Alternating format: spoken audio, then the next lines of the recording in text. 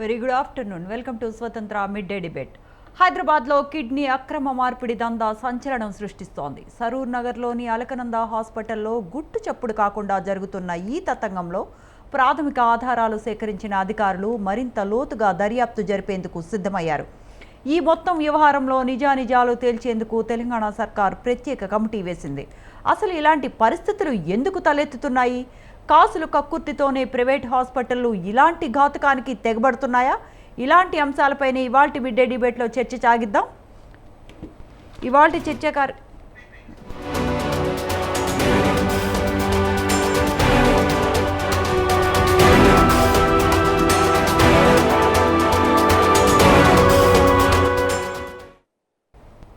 Right. అక్రమ kidney మార్పిడి దందాపై మరింత వివరాలు తెలుసుకుందాం. ఇవాళ చర్చా కార్యక్రమంలో మనతో పాటు పాల్గొంటున్నవారు డాక్టర్ మిట్టా నరసయ్య గౌడ్ గారు, టీపీసీసీ లీడర్, బివి శేషగిరి గారు, హైకోర్టు అడ్వకేట్, డాక్టర్ ప్రభుకుమార్ గారు, president Indian medical association, doctor Vijayendra గారు, మెడికల్ ఎక్స్పర్ట్.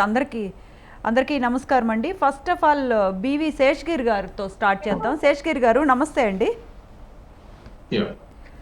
అసలు అంటే శేషగిరి గారు, అసలు కిడ్నీ అక్రమ మార్పిడి దందా అనేది మనం చాలాసార్లు వింటూ ఉన్నామండి. అంటే దీనికి ఎటువంటి చట్టబద్ధత లేదా అండి? దీనికి హ్యూమన్ ఆర్గన్ ట్రాన్స్ప్లాంటేషన్ ఆఫ్ 1994 అని ఉందండి. ఫర్దర్ గా ఇంకొక amendment act, transplantation of human organs amendment act 2011 అని ఉందండి. రెండు చట్టాలు దీనికి ఆల్రెడీ ఉన్నాయండి.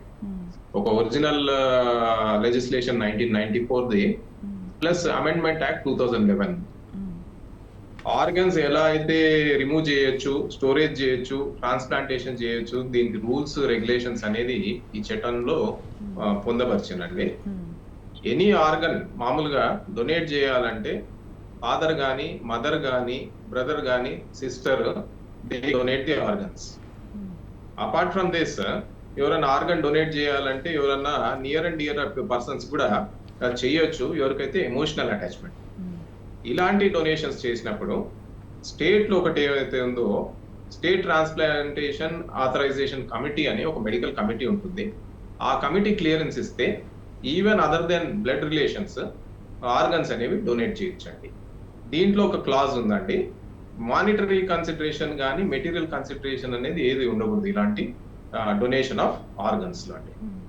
కానీ మనం ఏదైతే చూస్తున్నామో ఇప్పుడు ఈ ట్రాన్స్ప్లాంటేషన్ ర్యాకెట్స్ అనేవి ఇవి అప్పుడప్పుడు మనం చూస్తూ ఉంటాం, పేపర్లలో కానివ్వండి లేకపోతే న్యూస్ ఛానల్స్ లో చూస్తూ ఉంటాము. వన్స్ ఇన్ వైల్ అయితేనే ఉన్నాయి రెగ్యులర్ గా. దీంట్లో ఒక విషయం ఏంటంటే, ఈ 2011 ఏదైతే అమెండ్మెంట్ యాక్ట్ ఉందో దాంట్లో స్ట్రింజెంట్ పనిష్మెంట్స్ కూడా ఉన్నాయి. కానీ ఈ సెంట్రల్ యాక్ట్ అండి, ఈ సెంట్రల్ యాక్ట్ వచ్చేసి ఓన్లీ గోవా, వెస్ట్ బెంగాల్, ఈ రెండు స్టేట్లు, ఇంకొక థర్డ్ స్టేట్ ఏదో తీసుకుందండి. ఈ అమెండ్మెంట్ అనేది తెలంగాణ కానీ ఆంధ్రప్రదేశ్ లో they have not accepted the amended act అండి. ఇది ఒక లూప్ హోల్.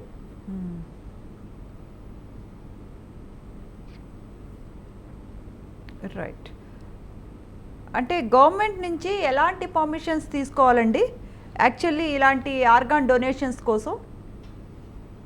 ఆర్గన్ డొనేషన్ అనేది within the blood relatives అండి. బ్లడ్ రిలేటివ్స్ అన్నా కూడా ఫాదర్, మదర్, బ్రదర్, సిస్టర్, వీళ్ళే these are the people who are authorized to give their organs to the near and dear. Suppose ఒక kidney ఇవ్వాలంటే they should be blood relatives అండి, ఈ relationship కూడా. Apart from అంటే శేషగిరి గారు గవర్నమెంట్ నుంచి మనం ఎలాంటి పర్మిషన్స్ తీసుకోవాలి? దీంట్లో ఒకటి స్టేట్ ట్రాన్స్ప్లాంటేషన్ ఆథరైజేషన్ కమిటీ అని ఒక గవర్నమెంట్ ఇది ఉంటుందండి కమిటీ. అలాంటి కమిటీ అలౌ చేస్తుందండి. రెండోది ఏమంటే, even patient with cadaveric transplants అంటారండి. ఈ ట్రాన్స్ప్లాంట్ ఏదైతే ఉంటుందో, బ్రెయిన్ డెడ్ పర్సన్స్ ఉంటారు. నార్మల్ గా యాక్సిడెంట్స్ అయినప్పుడు ఏమైతుందంటే certain people they are brain dead. అలాంటి వాళ్ళకి కూడా ఏంటంటే ఆర్గన్ హార్వెస్టింగ్ స్కీమ్ ఉందండి గవర్నమెంట్ ది. ఆ స్కీమ్ ప్రకారం ఏమంటే ఈ ఆర్గన్స్ తీసుకుని ఎవరైతే రిక్వైర్మెంట్ ఉంటుందో పేషెంట్స్ కి, అలాంటి వాళ్ళు కూడా గవర్నమెంట్ కూడా డొనేట్ చేస్తుంది. కానీ ఈ డొనేషన్ అనేది క్యాడవరిక్ ట్రాన్స్ప్లాంట్స్ అనేది చాలా తక్కువ అండి. Almost less than 10% of the patients ఎవరైతే బ్రెయిన్ డెడ్ అవుతుందో వాళ్ళ ఆర్గన్స్ అనేవి హార్వెస్ట్ చేస్తుంది. దీనికి అవేర్నెస్ ఒకటి కావాలి. ఇలాంటి అవేర్నెస్ ఉందనుకోండి, there are almost 2 lakh accident deaths అండి. అపార్ట్ ఫ్రమ్ దట్ వేరే బ్రెయిన్ డెడ్ కేసెస్ కూడా ఉంటాయి. దాంట్లో ఇన్ సర్టన్ కేసెస్ వాళ్ళ ఆర్గన్స్ అనేవి హార్వెస్ట్ చేసి they can be donated to the patients who need them. అంటే శేషగిరి గారు, అంటే బ్లడ్ రిలేషన్ కాకుండా అదర్ పర్సన్స్, అంటే ఫ్రెండ్స్ కానీ వేరే ఇతరత్ర ఎవరితోనైనా మనం కిడ్నీ తీసుకోవాలన్నా, మనం డొనేట్ చేయాలన్నా అప్పుడు గవర్నమెంట్ నుంచి ఎలాంటి పర్మిషన్స్ అయినా తీసుకునే అవకాశం ఉందా? దీనికి ఏమైనా చట్టబద్ధత ఏమైనా ఉందా? అవునండి. ప్రతి స్టేట్ లో ఒక స్టేట్ ట్రాన్స్ప్లాంటేషన్ ఆథరైజేషన్ కమిటీ ఉంటుందండి. ఆ కమిటీ ముందు అప్లికేషన్ పెట్టినప్పుడు ఎవరైనా near and dear other then blood relationship కూడా ఇమోషనల్ అటాచ్మెంట్స్ ఉంటాయి. ఫ్రెండ్స్ కానివ్వండి, లేకపోతే రిలేటివ్స్ కానివ్వండి, ఇలాంటి వాళ్ళు కూడా ఇవ్వచ్చు. కానీ ఆ కమిటీ అనేది స్క్రీన్ చేయాలి. దీంట్లో 2 ఆస్పెక్ట్స్ అండి. ఏ మెటీరియల్ కన్సిడరేషన్ ఉండకూడదు, రెండోది మానిటరీ కన్సిడరేషన్. అంటే డబ్బుల కోసం కానీ లేకపోతే ఏదైనా అడ్వాంటేజ్ గురించి ఇది చేయకూడదు. కేవలం ఇమోషనల్ దీని గురించి అయితే ఆర్గన్స్ అనేవి డొనేట్ చేయొచ్చు. అంటే మనం ఎటువంటి సర్టిఫికేట్స్ అయినా ఏం సబ్మిట్ చేసుకోవాలి గవర్నమెంట్ కి? ఒక స్క్రీనింగ్ కమిటీ ఉంటుందండి. ఆ కమిటీ ముందు చెప్పాలి. Okay. Other then blood relatives అయితే in what way he is interested in what you call giving his organ donate చేయాలనుకుంటున్నారు అనేది ఎస్టాబ్లిష్ చేయాలి. అంటే దీనికి ఒక చట్టబద్ధత అనేది ఉంది. అంటే ఎమోషనల్ గా మనకి ఇది హ్యూమన్ ఆర్గన్ ట్రాన్స్ప్లాంటేషన్ యాక్ట్ అనేది 1994 ఒక చట్టం ఉందండి. ఆ చట్టం ప్రకారం చేయాలి. Okay, right. శేషగిరి గారు, మళ్ళీ మీ దగ్గరికి వస్తాను. ఒక్కసారి మిట్టా నర్సయ్య గౌడ్ గారు ఉన్నారు. నర్సయ్య గౌడ్ గారు నమస్తే అండి.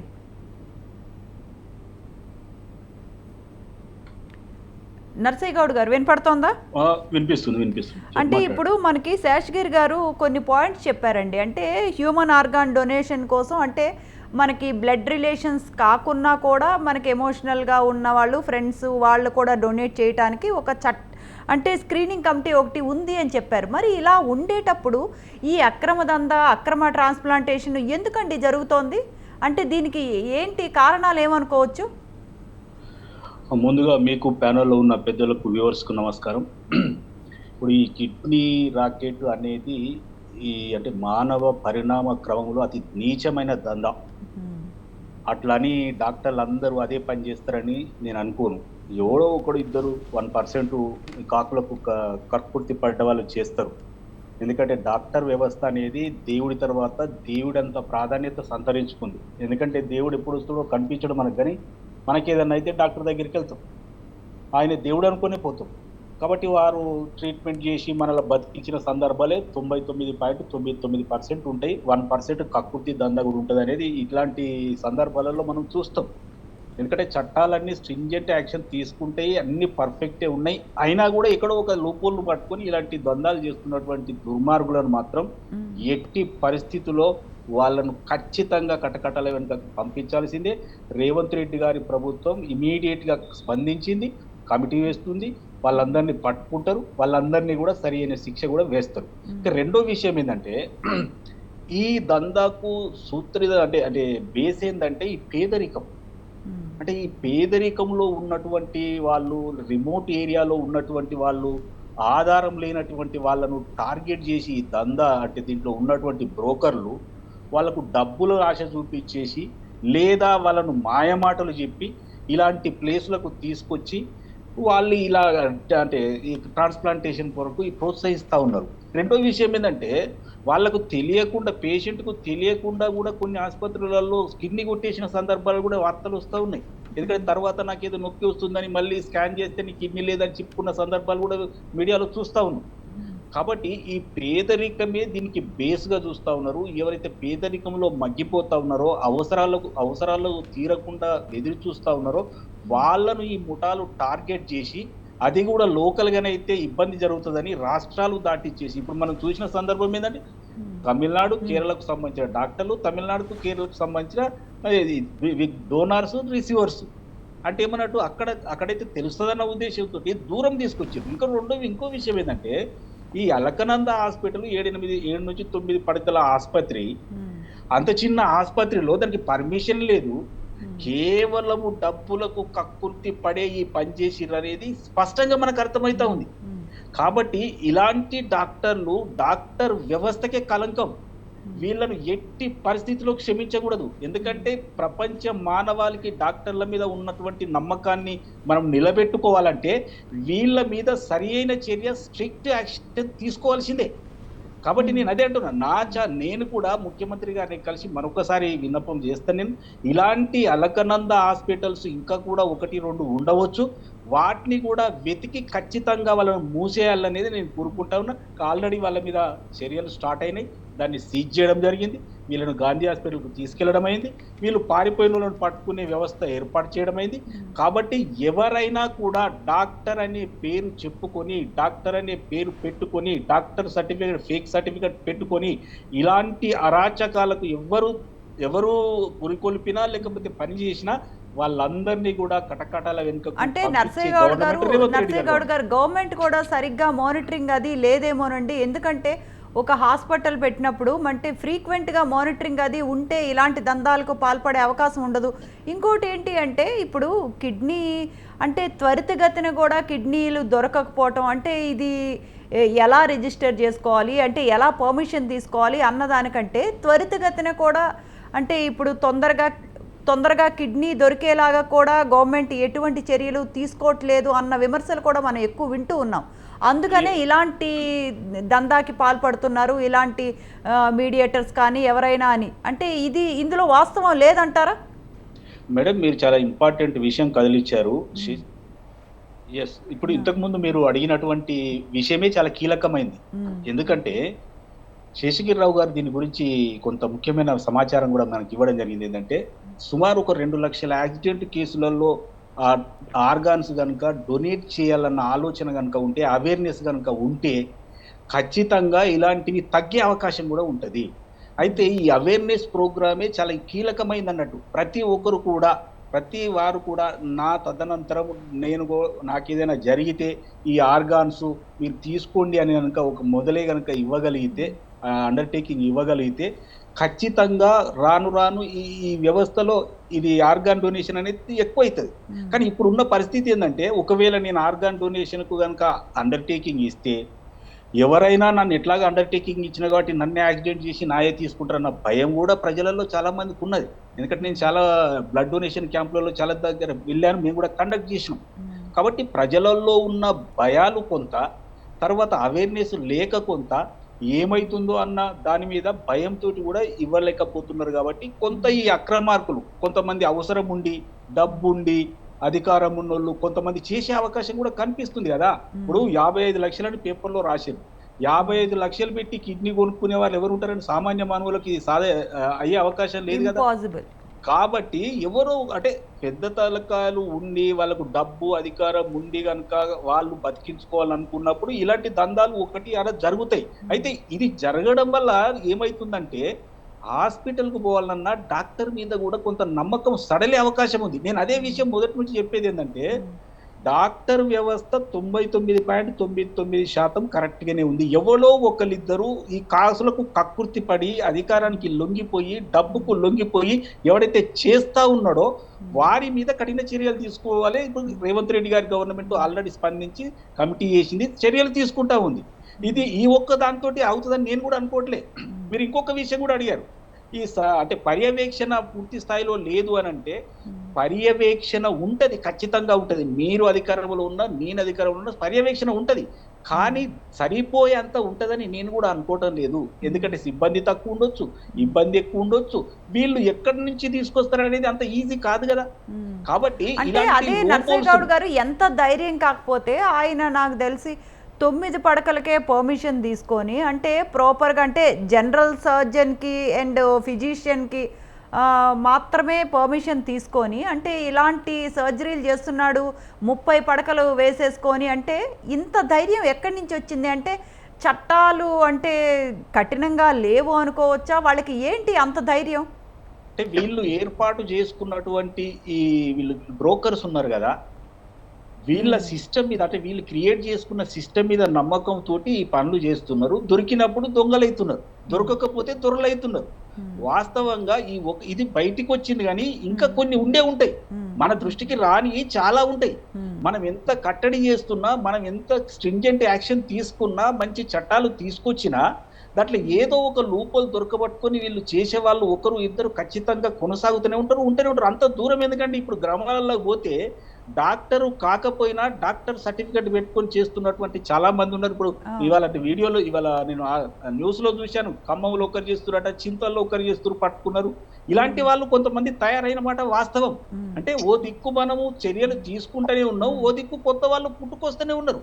అంటే భయం కంటే డబ్బు మీద యావతోటి నేను దొరకనన్న నమ్మకముతోటి వారి దగ్గరికి వచ్చే ఈ బందిపోట్ల లాంటి బ్రోకర్లతోటి వాడు అక్కడ మైండ్ ఖరాబ్ చేసుకొని ఉన్నాడు. కాబట్టి నేను అనేది ఏంటంటే ఈ డాక్టర్ వ్యవస్థ ఎవరైతే డాక్టర్లు ఉన్నారో, క్వాలిఫైడ్ డాక్టర్లు ఉన్నారో, లీగల్ డాక్టర్స్ ఉన్నారో వారి దృష్టికి కూడా ఇలాంటి మోసాలు వస్తే గవర్నమెంట్కు సూచిస్తే చాలా వరకు తగ్గుతాయి. ఇంకా అంత దూరం ఎందుకండి, బ్రెయిన్ డెడ్ అనే ఒక మాట మీరు వాడిరు కదా, బ్రెయిన్ డెడ్ వాళ్ళకి ఆర్గాన్స్ డొనేట్ చేయాలి అని నేను కూడా అంటా ఉన్నా కదా.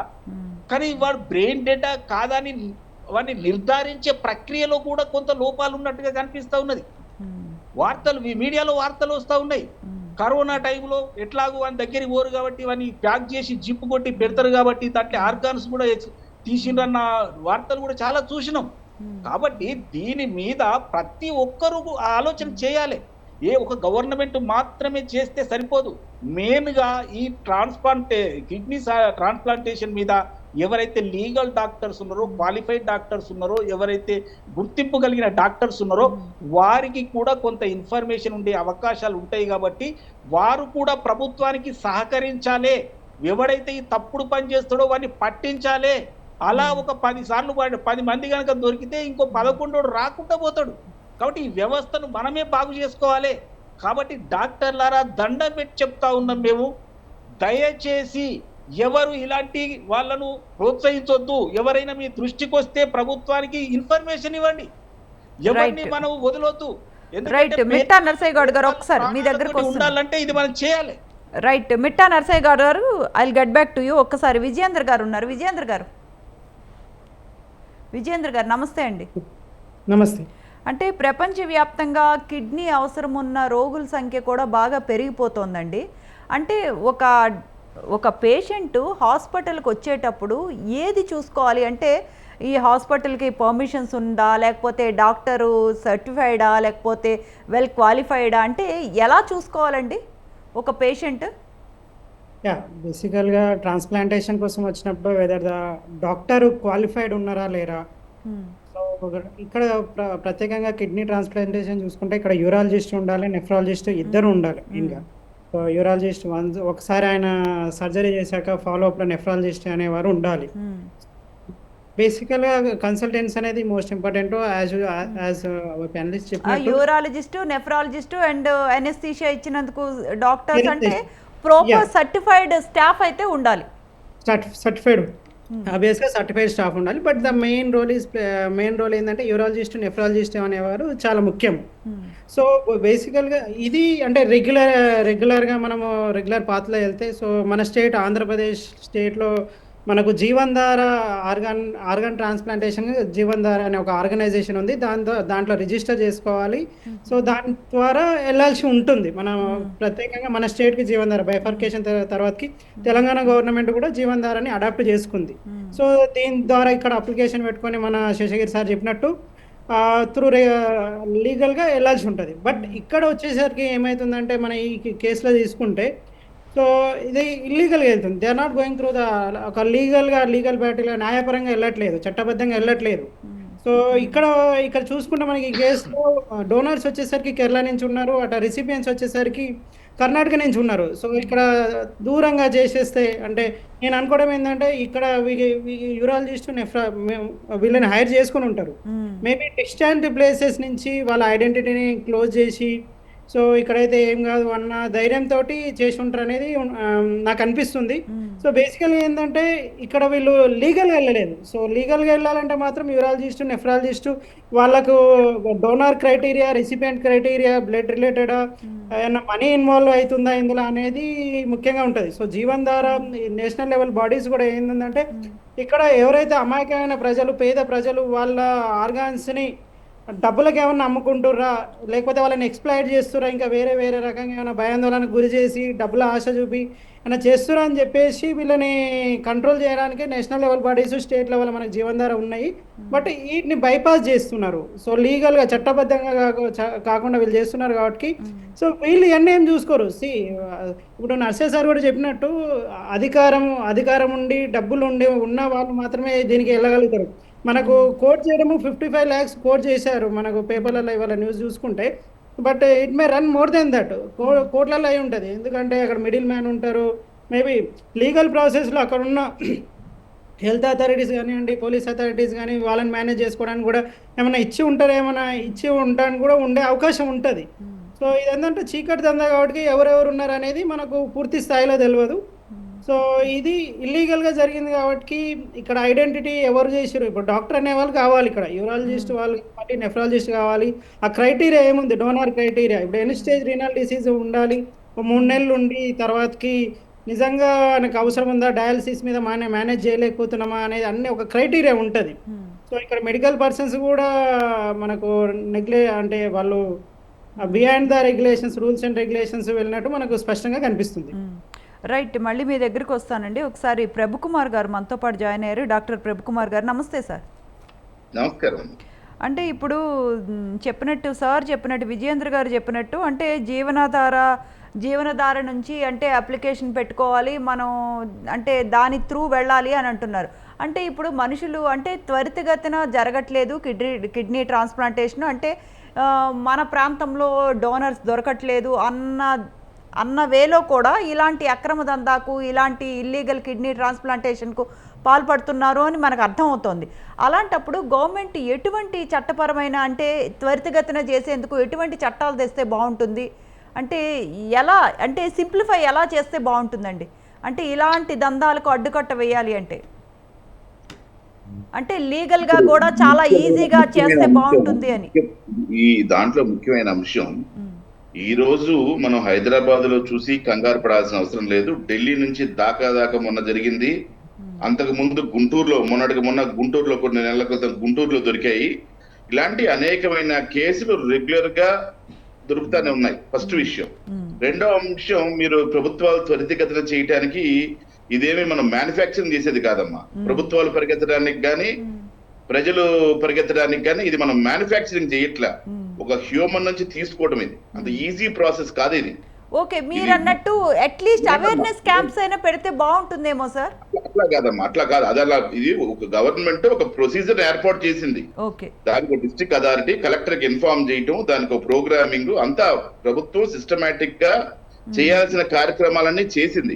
ఇక్కడ ఏం జరుగుతుందంటే, ముందు ఇండియన్ మెడికల్ అసోసియేషన్ తరఫు నుంచి వాళ్ళు గనక మెంబర్స్ గనక అయి ఉంటే ఇండియన్ మెడికల్ అసోసియేషన్ ప్రోటోకాల్స్ ప్రకారంగా వాళ్ళు చేసినటువంటి ఈ తప్పుకి ఇండియన్ మెడికల్ అసోసియేషన్ నుంచి వాళ్ళని సస్పెండ్ చేయడం జరుగుతుంది, ఫస్ట్ థింగ్. అయితే ఈ రోజు ప్రధానంగా ఉన్నటువంటి సమస్య ఏంటంటే, మేము Indian medical association anti quackery committee chairman గా ఇక్కడ తెలంగాణ స్టేట్ లో ఇప్పటికీ మేము 400 నుంచి 500 నకిలీ డాక్టర్లు ఏరివేశాం. ఇది ముఖ్యమైనటువంటి అంశం. ఉన్నటువంటి ప్రభుత్వంలో చాలా స్ట్రింజెంట్ రూల్స్ అప్లై చేస్తా ఉన్నాం. ఇప్పటికీ 400 నుంచి 500 డాక్టర్ని తెలంగాణ రాష్ట్రంలోనే మేము ఏరివేసాం, ఎఫ్ఐఆర్ చేసాం. వీళ్ళు దొంగ డాక్టర్లు, వీళ్ళకి సర్టిఫికేట్లు ఇవ్వని చెప్పేసి 400 to 500 కేసెస్ రిజిస్టర్ చేసాం. ఎప్పటి వరకు స్టిల్ ఇలా జరుగుతా ఉన్నాయి. ఇంకోటి, మేము డిఎంహెచ్ఓలకు ఒకటే చెప్తున్నాం, డిస్ట్రిక్ట్ మెడికల్ హెల్త్ ఆఫీసర్స్ ఏదైతే జిల్లాల్లో పనిచేస్తున్నారో వీళ్ళకి ఏం చెప్తున్నామంటే, ప్రతిసారి మీరు మీ లోకల్లో నుండి IMA ప్రెసిడెంట్ ని హెల్ప్ తీసుకోండి. మీరు ప్రతి హాస్పిటల్ కి పర్మిషన్ ఇచ్చేటప్పుడు తప్పకుండా లోకల్లో, ఎందుకంటే ఇండియన్ మెడికల్ అసోసియేషన్ కి 2500 బ్రాంచ్లు భారతదేశం మొత్తం ఉన్నాయి. ఇది 100 సంవత్సరాల ఆర్గనైజేషన్. దీని తరఫున మేము చాలా స్ట్రిక్ట్ గా యాక్షన్ తీసుకుంటాం. ఎందుకంటే one of the largest professional body Indian medical association అమ్మా. దీనికి నేను బంజారా హిల్స్ చాప్టర్ కి ప్రెసిడెంట్ గా ఉన్నాను, ప్లస్ ఈ యాంటీ క్వాగరీకి చైర్మన్ గా, యాంటీ క్వాగరీ కో చైర్మన్ గా వ్యవహరిస్తున్నాను. గత సంవత్సరం చైర్మన్ గా ఉన్నాను, ఈ సంవత్సరం కో చైర్మన్ గా ఉన్నాను. దీనిలో 3 సంవత్సరాల నుంచి నేను చైర్మన్ గా అనేక అంశాల పైన మేము పోరాడుతా ఉన్నాం. ప్రభుత్వాల సహాయం తీసుకుంటున్నాం, ప్రభుత్వాలు కూడా చాలా స్ట్రింజెంట్ యాక్షన్స్ మేము చెప్పిన అమలు చేస్తున్నారు. ముఖ్యంగా క్షేత్ర స్థాయిలో డిఎంహెచ్ఓలు ఏం చేయాలంటే, ఎందుకంటే డాక్టర్లు అక్కడే ప్రాక్టీస్ చేస్తారు కాబట్టి ఆ లోకల్లో ఉన్నటువంటి ఇండియన్ మెడికల్ అసోసియేషన్ డాక్టర్ గారిని గనక ఆ బ్రాంచ్ కి సంబంధించి, ఆ జిల్లాకు సంబంధించి, ఇందా నేను చెప్పాను 2500 బ్రాంచ్లు మాకు భారతదేశం మొత్తం ఉన్నాయమ్మా. ఏ పొలిటికల్ పార్టీకి కూడా ఇన్ని బ్రాంచ్లు లేవు, అన్ని బ్రాంచెస్ మాకున్నాయి. పొలిటికల్ పార్టీస్ కంటే అత్యధికంగా పనిచేస్తా ఉన్నాం మేము. 400 కేసులు తెలంగాణ స్టేట్ లో మేము కట్టామంటే మీరు గమనించండి ఎంత ప్రజల్లో మేము చైతన్యం తెస్తున్నాం. నకిలీ డాక్టర్ దగ్గరికి వెళ్ళొద్దని మేము చెప్తా ఉన్నాం. ఇప్పుడు కూడా అదే సార్, నకిలీ డాక్టర్ ని కనుక్కోవడం అంటే ముందు ఎలా నేను అదే చెప్తున్నా వినండి. అందుకే మీరు ఏం చేయాలంటే ఆ పర్టికులర్ జిల్లాల్లో ఉన్నటువంటి, మాకు ప్రతి జిల్లాలో బ్రాంచ్లు ఉన్నాయి కాబట్టి ఆ జిల్లాల్లో డిఎంహెచ్ఓ అధికారికంగా ప్రభుత్వం ఒక రూల్ పాస్ చేసింది. ఏమని, ప్రతి జిల్లాల్లో ఉన్నటువంటి జిల్లా ప్రెసిడెంట్ ని మీ కమిటీలో ఉంచుకోండి అని కలెక్టర్ గారికి నివేదించింది. కలెక్టర్లు పట్టించుకోరు ప్రెసిడెంట్లని. ఇండియన్ మెడికల్ అసోసియేషన్ కలెక్టర్లు పట్టించుకోరు, డిఎంహెచ్ఓలు పట్టించుకోరు. వాళ్ళు వెళ్ళి ఇష్టానుసారంగా పర్మిషన్లు ఇచ్చేస్తా ఉంటారు హాస్పిటల్స్ కి. మేము మొట్టమొదటి చెప్తున్నాం, you take us with you. మీతో పాటు మా బ్రాంచ్ ప్రెసిడెంట్స్ అన్ని చోట్ల ఉంటారు. ఎందుకంటే వాళ్ళకి తెలుస్తుంది ఎవరైనా పర్మిషన్ తీసుకోరు. అందుకనే క్లినికల్ ఎస్టాబ్లిష్మెంట్ యాక్ట్ లో compulsory Indian medical association member అయ్యి ఉండాలని చెప్తున్నారు. One of the largest professional బాడీలో మీరు మెంబర్ అయి ఉండాలి, మెడికల్ కౌన్సిల్ లో మెంబర్ అయి ఉండాలి. ఈ క్షణమే మా తరఫు నుంచి ఇండియన్ మెడికల్ అసోసియేషన్ నుంచి వీళ్ళకి నేను రద్దు సిఫారసు చేస్తున్నాను. ఇండియన్ మెడికల్ అసోసియేషన్ కానీ తెలంగాణ స్టేట్ మెడికల్ కౌన్సిల్ ఏదైతే డాక్టర్ దీంట్లో పాల్పడ్డారో ఈ రోజే నా ఆఫీస్ నుంచి మేము నిన్నే లెటర్స్ దాని మీద ప్రిపేర్ చేస్తున్నాం. వాళ్ళ మీద ఇమ్మీడియట్ గా మా సైడ్ నుంచి కూడా కంపల్సరీగా disciplinary actions Indian medical association తరఫు నుంచి కానివ్వండి, లేదు మా తెలంగాణ స్టేట్ మెడికల్ కౌన్సిల్ నుంచి కానివ్వండి, తప్పకుండా వాళ్ళ మీద డిసిప్లినరీ కమిటీ యాక్షన్స్ వాళ్ళు కనుక నమోదై ఉంటేనే మేము డిసిప్లినరీ యాక్షన్ తీసుకుంటాం. లేకపోతే చీటింగ్ 420 ఇలాంటిన్నింటిని కూడా అటెంప్టివ్ మర్డర్స్ రకరకాల కేసులతోటి వాళ్ళని చట్టం వాళ్ళ పనాలు చేసుకెళ్తారు. అయితే ముఖ్యమైన అంశం ఏంటంటే కొన్ని చోట్ల డిస్ట్రిక్ట్ మ్యాజిస్ట్రేట్స్ అండ్ కలెక్టర్స్, తర్వాత అక్కడ ఉన్నటువంటి డిఎంహెచ్ఓలు తప్పకుండా ఆ ఏరియాలో పర్మిషన్స్ ఇచ్చేటప్పుడు, ముఖ్యంగా హాస్పిటల్స్ కి పర్మిషన్స్ ఇచ్చేటప్పుడు తత్సంబంధం అక్కడ ఉన్నటువంటి ఏరియాలో ఉన్నటువంటి ఇండియన్ మెడికల్ అసోసియేషన్ ప్రెసిడెంట్ ని కనుక సంప్రదిస్తే వాడు డాక్టరా యాక్టరా అని 3 నిమిషాల్లో చెప్పేస్తారు. ఎందుకంటే వాడి గురించి మాకు ప్రతి డాక్టర్ చిట్టా మా దగ్గర ఉంటుంది, ప్రతి డాక్టర్ హిస్టరీ మా దగ్గర ఉంటుంది, ఎంబీబీఎస్ క్వాలిఫైడ్ అవ్వాడా అవ్వలేదా అనేటువంటి అంశాలు మా దగ్గర తెలంగాణ స్టేట్ మెడికల్ కౌన్సిల్ లో ఇండియన్ మెడికల్ మీరు చెప్పింది 100% కరెక్టే సార్. ఒక్క నిమిషం. కానీ ఇప్పుడు సడన్ గా మాకు ఒక స్టమక్ ఏక్ వచ్చింది, మిడ్ నైట్ వెళ్ళాము అంటే ఇప్పుడు ఐఎంఏ దగ్గరికి వెళ్ళి అంటే సర్టిఫైడా కాదా, ఎంబీబీఎస్ అన్నది అంటే సామాన్య జనాలు అట్లీస్ట్ ఒక రికగ్నైజ్ సర్టిఫికేట్ అంటే బోర్డు మీద పెట్టడం కానీ ఇలాంటి సింప్లిఫై చేసేది అంటే సామాన్య ప్రజలకు అలాంటివి ఏమైనా తెచ్చే అవకాశం కనిపిస్తోందా? అమ్మా, according to clinical establishment act డాక్టర్లు వాళ్ళ సర్టిఫికెట్లు, ఇప్పుడు మన హాస్పిటల్కి వస్తే నా సర్టిఫికెట్లన్నీ ఇక్కడ మా బోర్డుల మీద వేలాడదీసాం. క్లియర్ గా సర్టిఫికెట్ ఎక్కడ చదివాడు, ఏం చదివాడు, ఎటువంటి కోర్సు క్వాలిఫై అయ్యాడు అనేది మేము పెట్టమని చెప్తున్నాం. అట్లాగే ఇండియన్ మెడికల్ అసోసియేషన్ మెంబర్ కాదా లేదా అని కూడా బోర్డులు చూసుకోమని చెప్తున్నాం. బోర్డులు కూడా ఇండియన్ మెడికల్ అసోసియేషన్ స్టాంపులు వేస్తున్నాం. ప్రతి ఒక్క డాక్టర్ ని మెంబర్ గా మేము వాడు కనుక క్వాలిఫై అయితే, ఆ పర్టికులర్ పర్సన్ కనుక క్వాలిఫై అయితే తప్పకుండా ఇండియన్ మెడికల్ అసోసియేషన్ మెంబర్ గా ఉంటేనే క్లినికల్ ఎస్టాబ్లిష్మెంట్ యాక్ట్ లోనే రూల్స్ లో ఉంది మీకు అసలు పర్మిషన్ ఇవ్వండి లేదా పర్మిషన్ ఇవ్వద్దని చెప్పి. అంటే ఈ రూల్స్ లో కూడా ఇంకొక విషయం ఏం పొందుపరచబడి ఉందంటే, నువ్వు ఎక్కడ చదివావు, ఏం చదివావో కూడా నీ సర్టిఫికేట్స్ కూడా డిస్ప్లే చేయాలి. మీరు కార్పొరేట్ హాస్పిటల్లో పనిచేయండి, ప్రైవేట్ హాస్పిటల్లో పనిచేయండి, లేదా మీ హాస్పిటల్ ఓన్ పెట్టుకోండి, ఏమైనా చేయండి. కానీ మీ యొక్క చట్టపరంగా క్లినికల్ ఎస్టాబ్లిష్మెంట్ యాక్ట్ లో మీకున్నటువంటి క్వాలిఫికేషన్స్ ని బయటకి పొందుపరచాలి, క్లియర్ గా సర్టిఫికేట్స్ కనపడాలి. మీరు దానికోసం ఐఎంఏకి పరిగెత్తాల్సిన అవసరంలా, మెడికల్ కౌన్సిల్ కూడా పరిగెత్తాల్సిన అవసరంలా. ఈ రోజు ఇంకొక శుభవార్త ఏంటంటే, మీ అందరికి మేము తెలియజేసేది ఏంటంటే, ఆన్లైన్ లో కూడా నెంబర్స్ మేము ఏర్పాటు చేసాం. సెల్ ఫోన్ లో మీరు డాక్టర్ రిజిస్ట్రేషన్ నెంబర్ చెక్ చేసుకోవచ్చు. ఆన్లైన్ లోకి తీసుకొచ్చాం, ఆ సదుపాయాన్ని కూడా తీసుకొచ్చి పెట్టాం. మీరు నిజమైన డాక్టర్, నకిలీ డాక్టర్. అంతేకాకుండా మేము స్క్వాడ్స్ పెట్టాం, జిల్లాల్లో యాంటీ క్వాకరీ కమిటీలు పెట్టాం, యాంటీ క్వాకరీ వింగ్స్ ఏర్పాటు చేసి అక్కడ ఇన్స్పెక్టర్స్ ని పెట్టాం. మేము వెంటనే మా నోటీసులు రాగానే వాళ్ళ మీద ఏంటంటే లీగల్ యాక్షన్ తీసుకోవడానికి ఎఫ్ఐఆర్లు కట్టిస్తున్నాం. సో ఇండియన్ మెడికల్ అసోసియేషన్ కానివ్వండి, లేదు మెడికల్ కౌన్సిల్ కానివ్వండి, దీనిపైన చాలా స్ట్రిక్ట్ గా వ్యవహరిస్తుంది. అదే విధంగా వారిపైన చట్టపరమైన చర్యలు కూడా తీసుకుంటున్నాం. ఈ విషయంలో ఎక్కడ కూడా వెనుకాడట్లేదు. సో ఎవరైతే కాసుల కోసం కకృతి పట్టం కానివ్వండి, అంటే సార్ ప్రభుకుమార్ గారు అలకనంద ఇండియన్ మెడికల్ అసోసియేషన్ తీసుకోవడానికి వెనుకాడబోదు. First thing.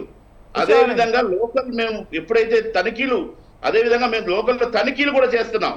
ఈ హాస్పిటల్స్ మీద తనిఖీలు కూడా చేస్తున్నాం. అయినప్పటికీ కూడా అక్కడక్కడ ఇలాంటి జరుగుతున్నాయంటే అక్కడ Indian medical association president involvement లేకపోవడమే. అక్కడ ఇప్పుడు జనరల్ గా రూల్స్ ఏంటమ్మా, డిఎంహెచ్ఓ గారు ప్రెసిడెంట్ గారిని పిలుచుకొని వెళ్ళి తనిఖీ చేయాలా. వాళ్ళేంటి ప్రెసిడెంట్ పిలవరు, వాళ్ళంతా వాళ్ళు చేసుకొని వాళ్ళు కంప్లీట్ చేసేస్తా ఉంటారు. సో ఇటువంటి మేము ఆపమని. అలాగే ఇప్పుడు ప్రభుత్వ పథకాలన్నీ కూడా ముందుకు తీసుకెళ్లేది ఇండియన్ మెడికల్ అసోసియేషన్. జిల్లా కలెక్టర్లు పోలియో సిస్టమ్ పెట్టినా, ఏదో ఒక ప్రోగ్రామ్ పెట్టినా కూడా ఇండియన్ మెడికల్ అసోసియేషన్ ఆ ఏరియాలో ఆ ప్రెసిడెంట్ గారు ఆ కార్యక్రమాన్ని తప్పకుండా ముందుకు తీసుకెళ్తున్నారు. సో ఇట్లాగా క్లినికల్ ఎస్టాబ్లిష్మెంట్ లో ప్రభుత్వం యొక్క చట్టాల్లో అన్నిట్లో కూడా ఇండియన్ మెడికల్ అసోసియేషన్ పాత్ర చాలా ముఖ్యమైనది. సో కొన్ని చోట్ల దీన్ని ఫాలో అవ్వకపోవడం వల్ల ఇలాంటి సన్నివేశాలు కొన్ని ఏర్పడేటువంటి అవకాశం ఉంది. అయినప్పటికీ కూడా ఇప్పుడు ఇదేమీ కొత్త అంశం కాదమ్మా. ఇందాక ఒకరు మాట్లాడుతూ చాలా ఇది వెలుగులోకి వచ్చి మనకు కనపడుతుంది. ఇలాంటి సన్నివేశాలు మొన్న ఢిల్లీలో ఉన్నాయి, మొన్న నేను చెప్పిన గుంటూరులో జరిగినాయి, ఇలాగ అనేక చోట్ల జరుగుతున్నాయి. వీటిపైన కఠినమైనటువంటి చర్యలు ఉన్నాయి. కానీ ప్రజల్లో భయం లేదు. ఈ కాసుల కోసం, ఈ డబ్బుల కోసం కకృతి పడేటువంటి కొన్ని వర్గాల ప్రజలు. ఇప్పుడు మీరు తీసుకుంటే అక్కడ ఎంబీబీఎస్ డాక్టర్ ఒరిజినల్ ఎంబీబీఎస్ ఇండియాలో ఎంబీబీఎస్ కాదైంది, ఎక్కడో ఎండి, రష్యా ఎండి లాంటి డిగ్రీ లాంటివి ఉన్నాయి ఆయనకి. మేము దాని మీద ఇన్వెస్టిగేట్ చేస్తున్నాం. గట్టుపల్లి సుమంత్ అనే ఆయన సర్టిఫైడ్ ఎంబీబీఎస్ డాక్టర్ కాదమ్మా. అయితే మరి పర్మిషన్ ఎలా ఇచ్చారండి? ఎండి సర్టిఫికేట్ అయింది, ఆయన ఎండి సర్టిఫికేట్ ఇక్కడిది కాదు, ఆయన ఎంబీబీఎస్, ఆయన ఎండి సర్టిఫికేట్ రష్యాది. ఈ అంశాలన్నీ మేము తీసుకుని పరిగణలోకి చూస్తున్నాం. అయితే ఇప్పుడు ఆయన వేరే దగ్గర నుంచి నెఫ్రాలజీని, యూరాలజిస్ట్ ని తీసుకొచ్చి అక్కడ కిడ్నీ ట్రాన్స్ప్లాంటేషన్ చేయిస్తున్నారు. అలాంటి ఏమైనా జరుగుతున్నాయి ఏంటని మనకి పరిశోధనలో ఈ పర్యవేక్షణలు తెలుస్తాయి మనకి. సో మేము చాలా ఇప్పటికిప్పుడు ఆ విషయాల మీద పూర్తిగా మేము కూడా ఇన్వెస్టిగేట్ చేస్తున్నాం. దానికి వచ్చేటువంటి ఇన్ఫర్మేషన్ బట్టి తత్సంబంధమైనటువంటి విధుల్లోంచి మేము మా దగ్గర నుంచి కూడా మా ఐఎంఏ లిస్ట్ లో ఉన్న, Telangana state medical council list లో ఉన్నా కూడా వారిపైన చట్టపరమైన చర్యలు మేము కూడా తీసుకోవడానికి. డెఫినెట్ గా అండి. ప్రభుకుమార్ గారు, I get back to you. ఒక్కసారి మనకి హైకోర్టు అడ్వకేట్ శేషగిరి గారు ఉన్నారు. శేషగిరి గారు, అంటే ఇలాంటి వాళ్ళకి ఎటువంటి శిక్షలు ఉన్నాయండి శేషగిరి గారు? బిఫోర్ దాట్ అండి, ప్రభుకుమార్ గారికి ఇండియన్ మెడికల్ అసోసియేషన్ తరఫున ఒక 2 అపీల్స్ అండి. వారికి మేము రిక్వెస్ట్ చేసేది ఏమంటే, మీరు ప్రతి డాక్టర్, మీ ఐఎంఏ డాక్టర్స్ కి వాళ్ళ సర్టిఫికేట్స్ ఒక కాన్స్పిషియస్ ప్లేస్ లో, అంటే క్లినిక్ కానివ్వండి లేకపోతే హాస్పిటల్లో ఎంటర్ అయితేనే వారి చేంబర్స్ లో వాళ్ళ సర్టిఫికేట్స్ డిస్ప్లే చేసేటట్టు మీరు ఒక సర్క్యులర్ ఒకటి ఇవ్వాలి. రెండోది ఒకటి వచ్చేసి ముఖ్యమైన విషయము, ఈ క్యాడవరిక్ ట్రాన్స్ప్లాంట్స్ ఏవైతే ఉన్నాయో, అయితే బ్రెయిన్ డెడ్ పర్సన్స్ ఉన్నారు, వాళ్ళ గురించి కూడా అవేర్నెస్ అనేది through IMA each and every doctor place లో మీరు ఒక పోస్టర్ టైప్ ఏదో ఒక అవేర్నెస్ క్యాంపెయిన్ అనేది చేస్తే చాలా బాగుంటుంది అనేసి ఇది ఒక అపీల్.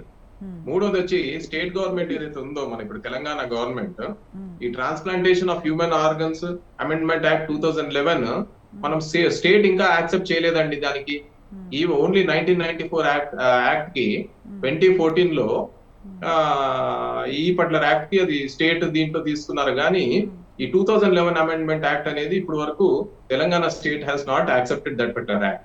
కాబట్టి గవర్నమెంట్ కూడా అపీల్ చేసేది ఏంటంటే, మీ ఛానల్ ద్వారా ఈ 2011 అమెండ్మెంట్ యాక్ట్ అనే దానికి మన తెలంగాణ స్టేట్ కూడా ఇంప్లిమెంట్ చేయాలి. Because it's central act and medical అనేది ఇది స్టేట్ కింద పడుతూ వస్తుంది. కాబట్టి యాజ్ పర్ కాన్స్టిట్యూషనల్ ప్రొవిజన్స్ కింద state has to what you call make it A state legislation అండి. తెలంగాణ గవర్నమెంట్ ఒక అపీల్. రెండోది, ఇది యాజ్ పర్ ది 2011 యాక్ట్ అండి, ఇలాంటి కేసెస్ లో ఏవైతే ఉందో, ఈ ఇల్లీగల్ ట్రాన్స్ప్లాంట్స్ కానివ్వండి, ఇలాంటి ఆర్గన్ హార్వెస్ట్ కానివ్వండి, స్టోరేజ్ కానివ్వండి, ఇలాంటివి చేస్తే దీనికి 10 years వరకు జైలు శిక్ష ఉంటుందండి, imprisonment. Apart from that 20 lakhs వచ్చేసి పెనాల్టీ అండి. సపోజ్ ఇది కమర్షియల్ టైప్ ఆఫ్ ట్రాన్స్ప్లాంటేషన్ ఉంటే అప్ టు 1 crore వరకు కూడా పెనాల్టీ ఉంటుందండి. 2011 చట్టం ప్రకారం అప్ టు 1 crore కూడా కమర్షియల్ ట్రాన్స్ప్లాంట్స్ లో పెనాల్టీ అనేది ఇంపోజ్ చేయొచ్చు. చట్టం అయితే ఏంటంటే బాగా స్ట్రింజెంట్ గానే ఉంది. ఓన్లీ థింగ్ ఇస్ దానికి అప్లికేషన్ అండి. ఈ లోకల్ అథారిటీస్ ఎవరైతే డిహెచ్ఎంఓ ఉన్నారో లేకపోతే ఎవరైతే ఈ క్లినికల్ పర్మిషన్స్ ఇస్తున్నారో ఇలాంటి వాళ్ళు ఏంటంటే స్ట్రింజెంట్ గా చూడాలి. రెండోది ఐఎంఏ లాంటి అసోసియేషన్స్ ఏం చేయాలంటే దానికి వాళ్ళ తరఫు నుంచి కూడా ప్రాపర్ గా క్యాన్వస్ చేయాలండి. ఎస్పెషల్లీ క్యాడవరిక్ ట్రాన్స్ప్లాంట్స్ కానివ్వండి, డాక్టర్స్ వాళ్ళ సర్టిఫికేట్స్ డిస్ప్లే చేసేదారు. అంటే మీరు చెప్తున్నారు చట్టాలు స్ట్రింజెంట్ గానే ఉన్నాయి అని చెప్తున్నా కూడా, అంటే ఇంతవరకు మరి 2001లోనే ఈ యాక్ట్ తీసుకొచ్చారు. మరి ఇంతవరకు మీరు చెప్పిన లెక్క ప్రకారం 10 years శిక్ష పడుతుంది, 20 lakhs, 1 crore వరకు కూడా శిక్ష పడుతుంది. అలా శిక్ష పడిన వాళ్ళు ఎవరైనా ఉన్నారండి? ఉన్నాయండి. ఇది నార్మల్ గా అంటే ఇలాంటి కేసెస్ ఏంటంటే ఎవ్రీ 6 months కో ఇప్పుడు ఒకసారి మనం చూస్తుంటాం ఈ టీవీ ఛానల్స్ లో, పేపర్స్ లో. అవి కోర్టులలో నడుస్తుంటాయి. ఈ పీపుల్ కి జైలు పంపించడం అవుతుంది. దీనికి శిక్షలు కూడా ఇస్తారు అప్ టు 10 years. ఇలాంటివి అవుతుంటాయండి రెగ్యులర్ గా. కానీ రిపోర్టింగ్ అనేది పర్సంటేజ్ అనేది చాలా నంబర్ ఆఫ్ కేసెస్ అనేవి చాలా తక్కువ, నెగ్లిజిబుల్. రైట్, మనం చూస్తే ఎవ్రీ 6 months కి ఏదో ఒక ఇదే అవుతుంది. విజేంద్ర గారు చెప్పండి. సో ఈ నకిలీ డాక్టర్స్ ఇష్యూ అనేది చాలా పెద్ద issue. It's not small topic. ఏంటంటే బేసికల్గా ఈ మనం చూస్తుంటే ముఖ్యంగా ఊర్లలో, ఈవెన్ హైదరాబాదు పెద్ద పెద్ద హాస్పిటల్ చిన్న గల్లీలు స్లమ్స్ ఏదైతే ఉంటాయో అక్కడ కూడా పెట్టుకుంటున్నారు. సో ఇందులో మెయిన్గా గవర్నమెంట్ అనేది యాక్టివ్గా ఉండాలి. సో బికాజ్ ఆఫ్ ఈ యొక్క రాజకీయ లబ్ధి కోసము పొలిటికల్ పార్టీస్ కూడా ఎంకరేజ్ చేస్తున్నాయి. ఇప్పుడు ఇంతకుముందు బీఆర్ఎస్ గవర్నమెంట్ అయినా, ఇప్పుడున్న కాంగ్రెస్ గవర్నమెంట్లు అయినా, ఏ గవర్నమెంట్ అయినా, అంటే ఒక పర్టికులర్ పేరు చెప్పడానికి కాదు కానీ ఈ ఆర్ఎంపీల ఓటు బ్యాంకు వల్ల గవర్నమెంట్లు వాళ్ళని ఎంకరేజ్ చేస్తున్నాయి. అయితే రాజశేఖర రెడ్డి సార్ అంటే సీఎం ఉన్నప్పుడు అప్పట్లో డాక్టర్స్ నెంబర్స్ తక్కువ ఉండడం వల్ల కొద్ది మందికి శిక్షణ ఇచ్చారు. సో వాళ్ళు ప్రైమరీ లెవెల్లో ఇవ్వాల్సిన ఏదో అంటే ఒక గాయం తాగితే ఒక కట్టుకట్టడం లాంటివి చేయాల్సి ఉంటుంది వాళ్ళు. దానికి లెవెల్లో ప్రైమరీ ఫస్ట్ ఎయిడ్ మీద వాళ్ళకి ఏదైతే శిక్షణ ఇస్తే వాళ్ళే డాక్టర్లు అని చెప్పేసుకొని వాళ్ళే డాక్టర్లు అని పెట్టుకొని వాళ్ళు పిఎంపీ, ఆర్ఎంపీ. యాక్చువల్గా ఆర్ఎంపీ అంటే రిజిస్టర్డ్ మెడికల్ ప్రాక్టీషనర్. కానీ మనకు ఆర్ఎంపీ అంటే ఎట్లా అయిందంటే ఆయనే ఊర్లలో ఆయనే పెద్ద డాక్టరు, ఆయన ఒక చదువుకున్నాడు అన్నట్లు వచ్చింది. యాక్చువల్గా నేను ఆర్ఎంపీ అని చెప్పంటే ఇప్పుడు సిగ్గుపడాలి. ఎందుకంటే ఇట్స్ నాట్ రిజిస్టర్. అంటే జనాల మైండ్లో ఉందంటే రిజిస్టర్డ్ మెడికల్ ప్రాక్టీషనర్ కాదు. ఊర్లలో ఒక 10th class లేకపోతే ఫెయిల్ అయిన వాళ్ళు హాస్పిటల్లో 2 years కాంపౌండర్గా పనిచేసిన వాళ్ళు ఏదైతే ఉన్నదో అట్లా మేము ఆర్ఎంపీ, మేము యాక్చువల్గా రిజిస్టర్డ్ ఎవరైతే ఎన్ఎంసీ ఇప్పుడైతే స్టేట్ బాడీస్ ఉంటాయి, Telangana state medical council TSMC. So ఇందులో రిజిస్టర్ అయిన వాళ్ళని ఆర్ఎంపీ అంటారు.